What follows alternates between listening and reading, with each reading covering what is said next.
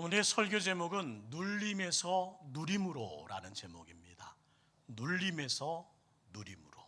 우리 모든 성도님들이 우리 이 제목대로 눌림이 있다면 누리는 인생으로 바뀌어지기를 주의 이름으로 축원합니다.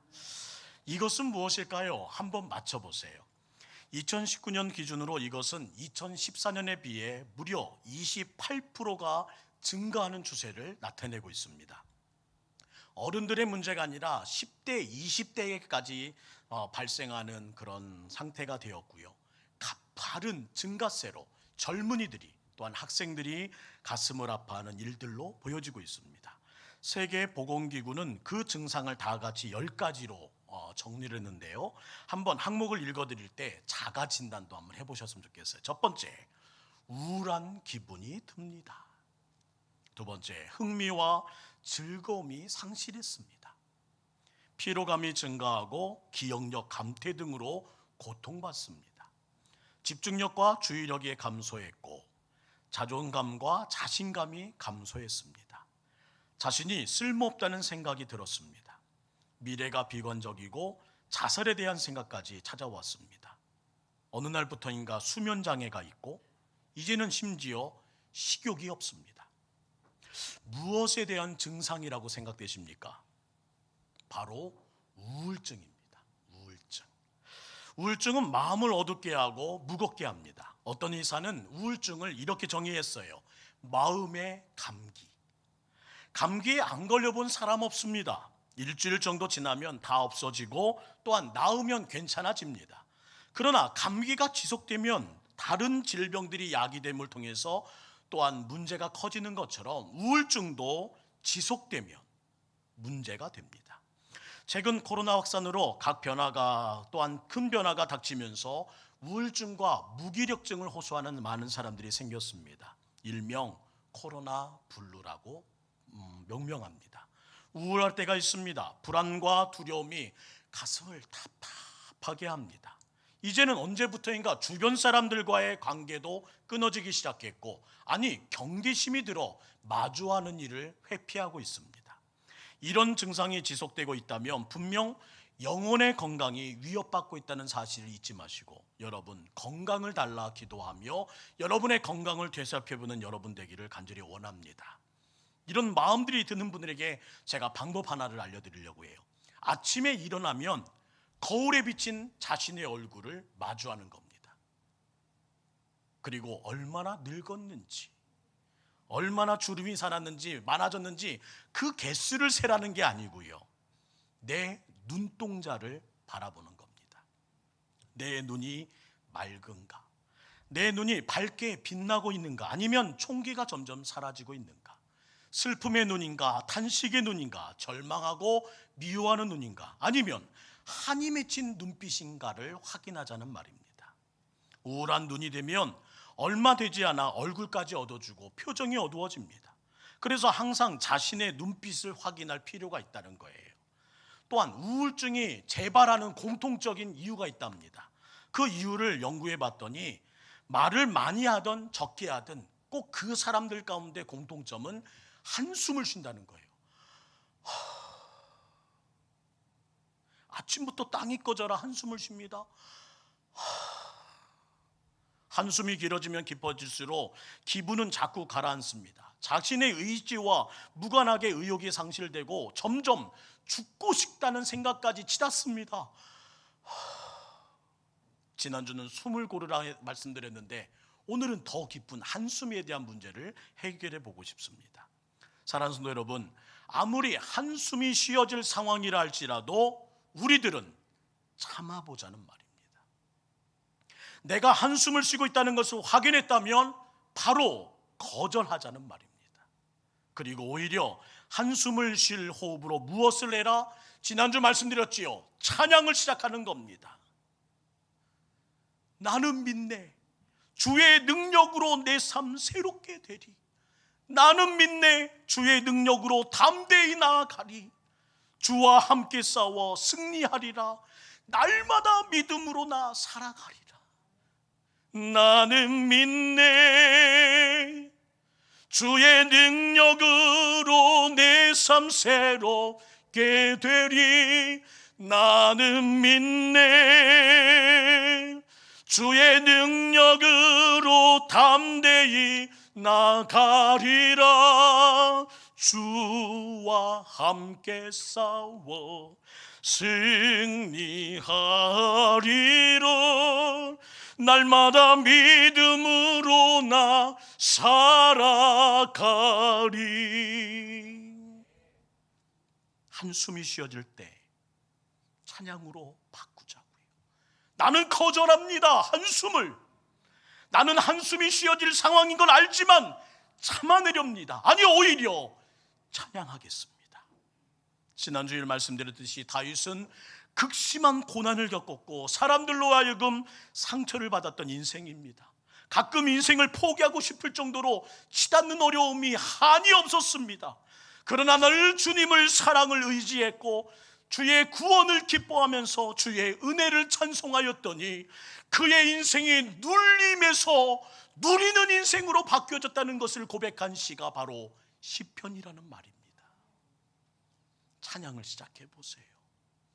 답답한 한숨이 느껴지거든 멈추시고 찬양을 선택하는 우리 교회 되기를 간절히 소망합니다. 그러면 하나님의 접촉이 시작됩니다. 예수님의 접촉이 이루어집니다. 성령님과의 접촉이 진행됩니다. 그러면서 내 영혼에 어눌렸던 것들이 조금씩 풀려나기 시작합니다. 이런 경험이 하루하루 쌓이다 보면 내 모든 말과 한숨이 사라질 뿐만 아니라 얼굴이 밝아지고 인생이 밝아지고 여러분을 통해서 바라보는 모든 이들이 하나님이 하신 일을 기뻐할 줄 믿습니다. 다윗은 탄식할 상황이지만 한숨을 거절하고 하나님 앞에 찬양하며 기도했다는 거예요. 내 삶을 보며 있노라면 탄식이 나오는 것이 정상적이지만 기쁨과 생명의 근원 되신 하나님을 바라보면서 탄식과 한숨이 떠나가기를 응원했던 그의 인생, 그러면서 하나님께서 그 모든 마음을 받으셔서 힘과 능력을 채워주사 그의 탄식과 한숨이 사라졌음을 고백하는 시편을 우리가 마주하고 있다는 겁니다. 사랑하는 성도 여러분, 저는 여러분의 탄식과 한숨이 떠나가길 주의 이름으로 축원합니다. 한병철 교수가 쓴 피로사회라는 책이 있습니다. 우리 사회를 피로사회라고 정의 내렸어요. 프랑스의 철학자 질 들레주는 소진한 인간이라는 책을 쓰면서 최근 인간들은 피로에서 한 단계 더 나아가 소진되었다고 말합니다. 한번 옆에 분을 보세요. 피로가 이제는 많이 쌓여 아예 소진된 상태로 축 늘어져 있다면 이렇게 한숨 쉬지 마시고 화이팅, 응원을 외칠 수 있는 우리가 되기를 간절히 원합니다. 피로는 회복이 가능해요. 회복하면 됩니다. 그런데 소진은 가능성의 에너지마저 다 바닥난 상태예요. 우리가 사는 세상은 아주 위험하고 혼란스럽고 불안정합니다. 난제가 얼마나 많은지 몰라요. 현대사회의 특징은 파도처럼 요동친다는 것입니다. 무슨 일이 일어날지 아무도 몰라요. 코로나 사태 이후에 또 무슨 일이 찾아올지 그 누구도 장담하지 못하는 것이 오늘의 현실이라는 겁니다. 그래서 신앙을 가져야 하는 거예요. 신앙을 가져야 한다. 신앙을 갖는다는 것이 무엇입니까? 하나님이 주시는 새 힘을 공급받는다는 겁니다.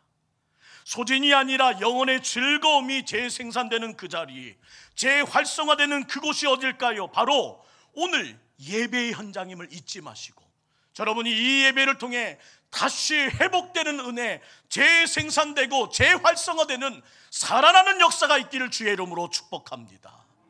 예배는 십자가를 넘어 부활의 새벽을 맞이하는 시간입니다. 예배는 죽음을 넘어 생명이 있음을 확인하며 가르쳐 주시는 하나님의 은혜가 있는 시간입니다. 예배하는 우리에게는 피로가 넘어서는 하나님의 기쁨이 있고 예배를 통해 소진된 인간들이 다시 회복되는 것이 주님의 약속이라는 것을 잊지 마시고 오늘 신앙을 가지고 주님을 붙드심을 통해 여러분의 누림으로 스위치가 덜컥 전환되는 귀한 은혜가 있기를 주의 이름으로 축원합니다. 올 때는 눌리면서 살아왔음을 알았습니다. 나갈 때에는 하나님의 거룩한 은혜 안에 스위치가 전환되어 이제는 하나님을 누리며 살 준비되었습니다 하는 기쁨으로 여러분의 삶의 현장으로 나아가는 월요일이 되길 주의 이름으로 축복합니다. 시편 16편은 다윗이 아주 어려운 상황에 직면할 때 기록한 신앙 고백입니다. 표제를 보세요. 다윗의 믹담이라고 기록되어 있습니다. 믹담이란 것은 무엇이냐? 기념비에 새겨놓았다는 거예요. 그의 인생을 통틀어서 하나님께서 하신 일과 그에게 기억에 남는 그 모든 일들을 기념비에 새겨, 비문에 새겨 그의 마음과 그의 신앙 고백을 널리 알렸다는 말입니다. 이 시는 위기로부터 구체적인 하나님의 구원을 받은 그 감격의 그 기념을 한 시로서 시를 읽어가면서 시의 분위기를 우리는 감지해야 됩니다. 점차 눌림에서 누림으로 변해가는 그의 고백의 흥분을 우리는 마주할 수 있다는 거예요. 눌림에서 누림으로. 빛으로 비유하자면 처음에는 막막한 어둠이었습니다. 그런데 갈수록 나중에는 환한 빛을 발견함을 통해서 그의 목소리가 흥분됩니다. 격양됩니다. 그리고 하나님이 하신 일에 대한 선포합니다. 어떻게 눌림에서 누림으로 그의 변화가 만들어졌을까? 오늘 그 시인은 부활신앙을 가지고 다시 일어섭니다. 따라합시다. 부활신앙. 10절과 11절 말씀을 함께 읽습니다. 10절 11절 시작. 이는 주께서 내 영혼을 스올에 버리지 아니하시며 주의 거룩한 자를 멸망시키지 않으실 것임이니라. 주께서 내 생명의 길을 내게 보이시리니 주 앞에는 충만한 기쁨이 있고 주의 오른쪽에는 영원한 즐거움이 있나이다. 처음 그는 이렇게 고백합니다. 주께서 내 영혼을 스올에 버리지 아니하시리라.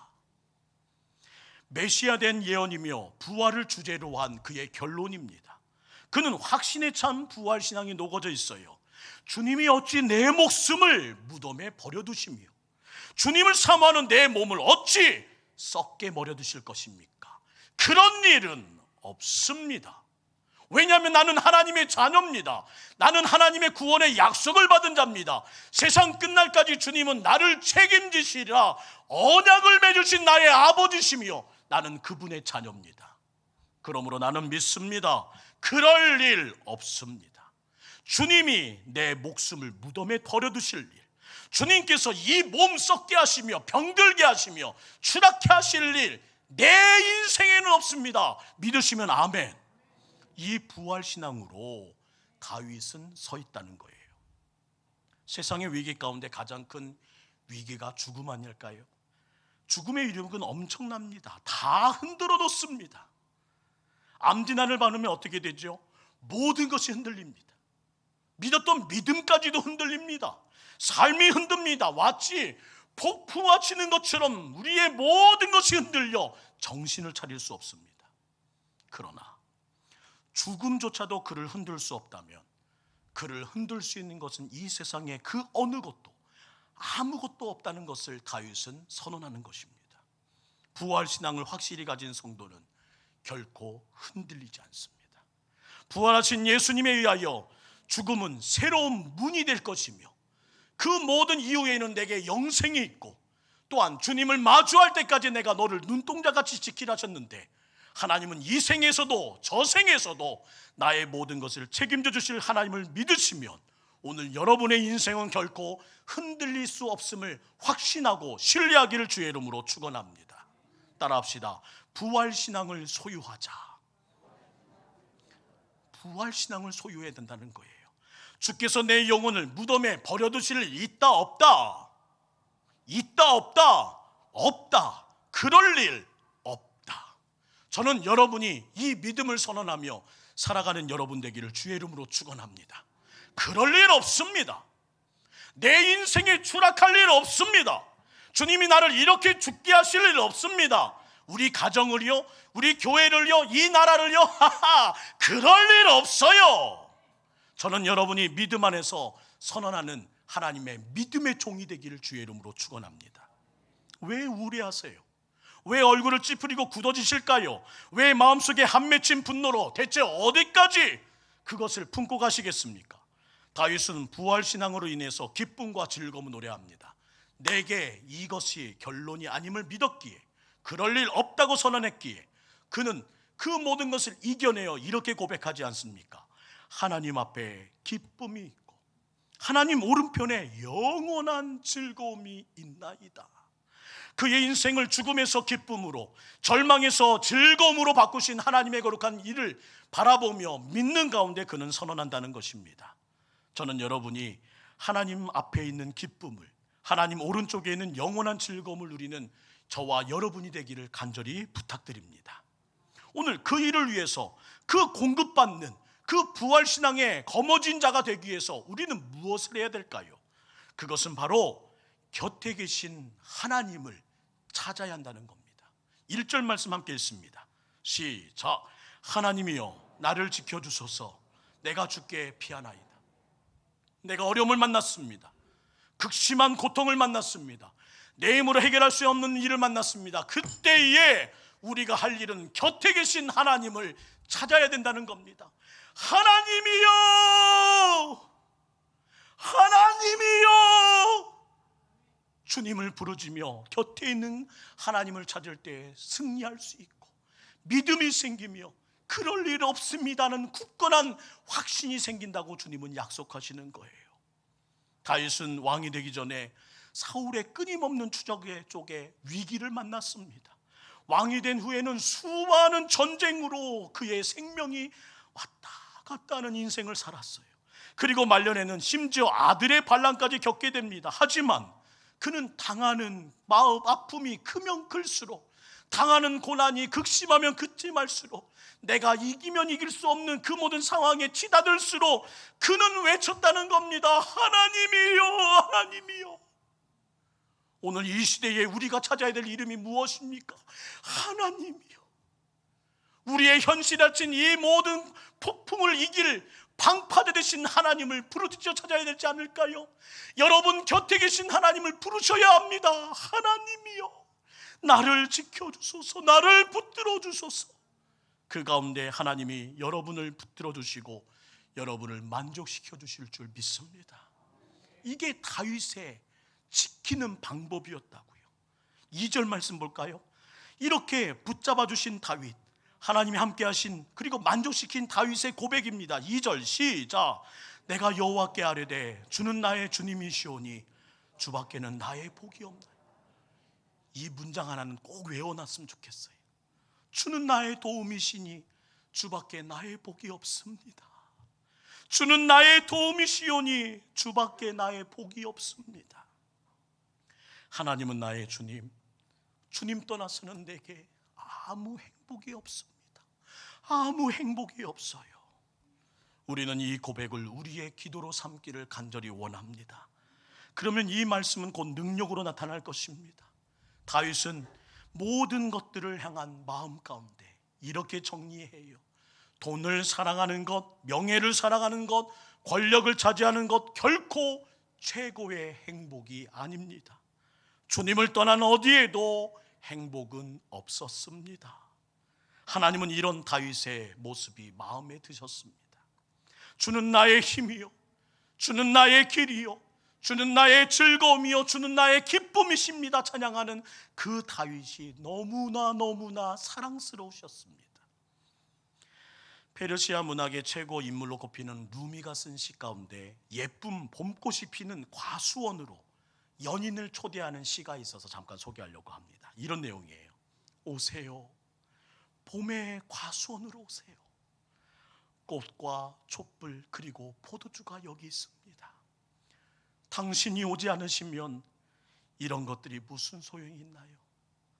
하지만 당신이 오신다 한들 또한 이런 것들이 무슨 소용이 있습니까? 당신이 오신다면. 다윗은 하나님만 계시면 그 기쁨과 즐거움으로 만족하겠다고 말해요. 그때 다윗의 슬픔이 기쁨으로, 절망이 환희의 노래로 바뀌기 시작합니다. 사랑하는 성도 여러분, 예수님을 믿는다는 것은 무슨 의미일까요? 신앙의 정의 안에는 항상 담겨진 하나의 단어가 있습니다. 항상 사랑이란 단어가 함께 다닙니다. 신앙은 하나님을 사랑하고 하나님이 또한 나를 사랑하는 것을 받아들이는 것, 그것이 바로 신앙이라는 거예요. 사랑이란 사랑하는 사람으로부터 선물을 요청합니다. 나 이거 갖고 싶어. 나 이것도 내게 선물해줘. 그러나 더 큰 사랑이 뭔가요? 사랑하는 그와 항상 내 옆에 있는 자체를 요구하는 것, 그것이 가장 큰 사랑 아닐까요?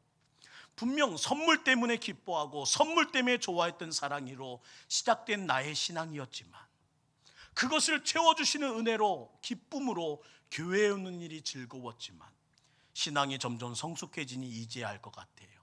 신앙의 본질은 나를 사랑하시는 하나님, 내가 사랑하는 하나님이 나와 함께 하시면 그 자체로 기쁜 것이라는 겁니다. 그러기에 이렇게 고백하죠. 하나님은 나의 주님, 주님을 떠나서는 내게 행복이 없습니다. 고백을 들으신 하나님 또한 이렇게 말씀하십니다.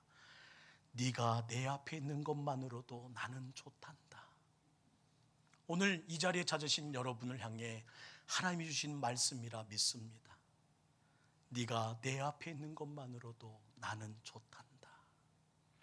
아무리 힘써봐도 기쁨과 즐거움은 채워지지 않지만, 매일매일 고통과 고난이 나를 기다리는 일상이지만, 그럼에도 불구하고 그는 하나님을 바라보며 하나님과 함께하기를 기다립니다. 그리고 결단하며 결심을 선택합니다. 8절 말씀 읽습니다. 시작. 내가 여호와를 항상 내 앞에 모시며 그가 나의 오른쪽에 계심으로 내가 흔들리지 아니하리로다. 다윗의 단단함이 느껴지시나요? 눌림으로 떨던 이전의 모습은 더 이상 찾아볼 수가 없습니다. 뭘 누리고 있습니까? 하나님을 누리고 있습니다. 여전히 힘든 눌림의 상황을 보내고 있지만 하나님이 자신에게 어떤 분인지 발견하고 고백하면서 능히 이겨나가고 있는 겁니다. 하나님을 항상 내 앞에 모시리라. 그는 결심하고 결정한 후에 더 이상 눌림이 아닌 하나님을 누리는 삶으로 바뀌어지고 있어요. 안정된 삶의 출처가 누구시다? 하나님이시라는 것을 분명히 알고 난 이후에 그는 하나님을 꽉 잡기 시작합니다. 하나님이 내 앞에 계시기를 원합니다. 사랑하는 성도 여러분, 하나님을 항상 내 앞에 오시도록 확정할 때 마음에 기쁘고 즐거움이 있는 겁니다. 내 안에 감추고 있는 모습들, 가족에게조차 보이고 싶지 않은 연약한 모습들이 있지요. 그러나 하나님 앞에는 그 아픈 것들, 수치스러운 것들, 부끄러운 것들, 보이고 싶지 않은 것들, 슬픈 것, 탄식할 수밖에 없는 모든 것을 낱낱이 드러내셔야 한다는 거예요. 그때 하나님으로 인한 기쁨과 즐거움이 생기고, 그 순간 하나님을 찬양하며 주님과 더불어 춤을 추는 아름다운 신부의 삶으로 우리를 바꾸신다는 겁니다. 신앙생활의 첫 번째는 하나님을 내 앞에 모시는 거예요. 모든 신앙인의 첫 번째 결심은 하나님을 내 앞에 모시는 겁니다. 그래야 내 안에 모실 때에 우리 인생의 모든 비극과 기쁨이 사라진 이유를 발견하게 되고 그것을 극복할 수 있다는 겁니다. 사랑하는 성도 여러분, 우리의 모든 삶이 눌림으로 있을 때에는 강요로 느껴집니다. 뭘 해도 힘듭니다. 예배도 힘들고 기도도 힘들고 말씀도 지루하고 실증이 납니다. 그러나 신앙이 기쁘고 즐겁고 누림이 되면 하나님이 있음을 통해서 그 모든 것들이 바뀌어지기 시작해요. 하나님을 항상 내 앞에 모신 자의 삶의 마지막 간증을 들어볼까요? 시편 16편 11절 앞부분입니다. 주께서 생명의 길을 내게 보이셨습니다. 주님께서 생명의 길을 보이셨어요. 세상에도 기쁨이 있습니다. 그런데 충만한 기쁨 아닙니다. 다 부족해요. 질이 떨어져요. 세상 말로 이렇게 표현합니다. 짝퉁. 그래서 세상의 즐거움을 이렇게 표현하지요. 쾌락. 뭐예요? 짧다는 의미입니다. 짧아요. 즐거움이긴 한데 짧습니다. 그 기쁨은요. 그러나 주의 오른편에는 뭐라 말씀하세요? 영원한 즐거움이 있습니다. 길다라는 말이에요. 그럼에도 그 하나님의 거룩한 기쁨과 즐거움은 변하지도 않습니다.